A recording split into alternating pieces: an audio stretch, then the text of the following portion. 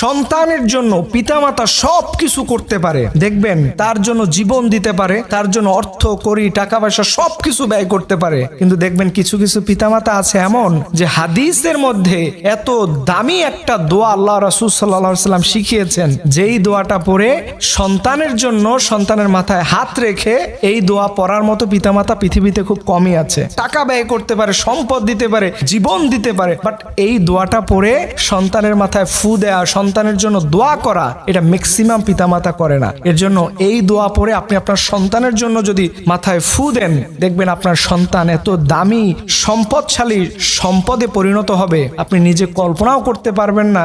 আল্লাহ রাব্বুল আলামিন এত বেশি আপনার সন্তানের মধ্যে রিসোর্স দিবে যেটা আপনি পেয়ে খুশি হয়ে যাবেন। রাসূল বললেন, আল্লাহুম্মা ফাক্কিহু ফিদ্দীন ওয়া আল্লিমহু তাউইলা, এই দোয়াটা পড়বেন।